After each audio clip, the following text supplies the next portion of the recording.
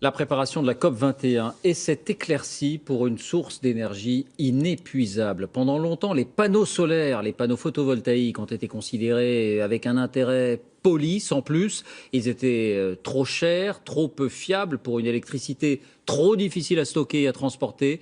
Eh bien aujourd'hui, l'avenir, l'horizon se dégage, les capacités de production s'envolent partout dans le monde et en France, l'énergie solaire devient rentable. Enquête Johan Rolla, Françoise Vallée avec notre bureau à Nice.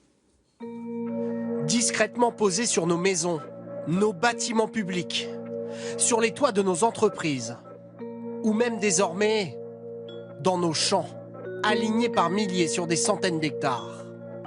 En France, impossible de passer à côté des panneaux solaires. Une énergie verte, longtemps considérée trop chère, qui contre toute attente, connaît aujourd'hui une croissance historique. Alors, comment ces panneaux sont-ils devenus si compétitifs? Et pourquoi sont-ils plus que jamais en pleine lumière? La baisse des prix du solaire. Ce retraité des Alpes-Maritimes a été l'un des premiers à la constater. Il y a 6 ans, Pierre Lacombe avait fait poser ses premiers panneaux, 20 000 € de travaux. 5 ans plus tard, il vient d'en faire poser 2 fois plus. Et surprise, l'addition a été moins salée. Il y a 12 000 € de panneaux pour 32 mètres carrés. Oui, donc, grosso modo, ça fait entre 350 et 400 € le mètre carré de panneaux. Quand c'est installé, il n'y a rien à faire, si vous voulez.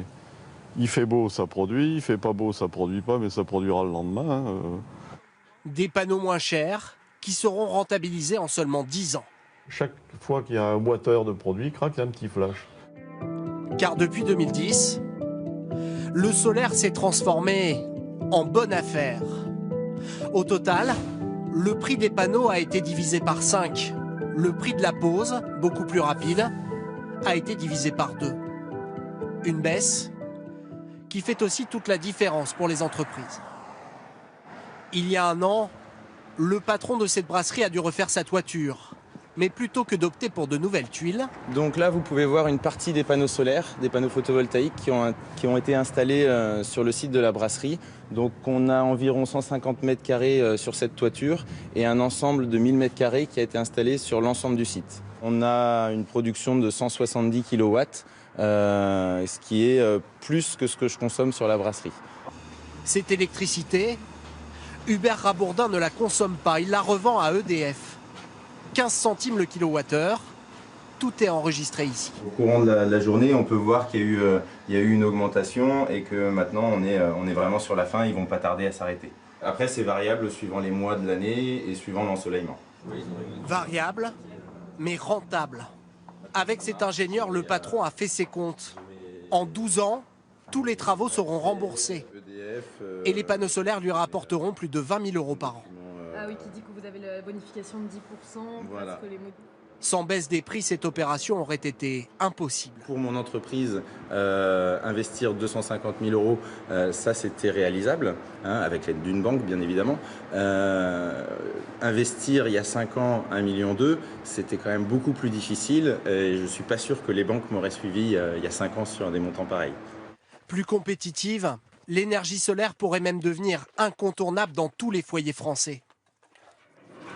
Derrière ces grilles, l'un des plus grands parcs de France, en service depuis plus de 6 mois. 90 000 panneaux comme celui-ci, représentant la consommation électrique de 10 000 foyers. Ici, le kilowattheure coûte seulement 8,4 centimes d'euros. À peine plus que l'électricité produite par une éolienne ou une centrale nucléaire. Et pour obtenir ces tarifs, il suffit simplement de produire à grande échelle. On peut faire une réduction de coût à partir du moment où le fabricant sait qu'il va avoir une commande de tant de pièces. Ça peut permettre de réduire quasiment de moitié les coûts. Dans les prochaines années, cette énergie verte pourrait grignoter des parts de marché au nucléaire. Pour l'heure, elle représente seulement 1% de l'électricité produite en France. Bonsoir Stéphanie Pérez. On a quand même entendu pendant des années que l'énergie solaire était forcément limitée par les contraintes techniques. Qu'est-ce qui a changé ?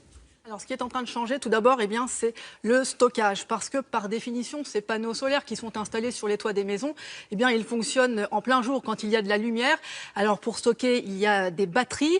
Elles sont de plus en plus efficaces, ces batteries, mais elles restent très onéreuses et donc moins compétitives que l'électricité. Le deuxième problème, c'est aussi le transport. Beaucoup de pertes d'énergie à ce moment-là, de 6 à 10%. C'est le gros point faible. Et le symbole, c'est ce projet dans le Sahara, un immense parc photovoltaïque qui était censé alimenter l'Europe. L'électricité se perdait en route dans les tuyaux. Le projet a tout simplement été abandonné.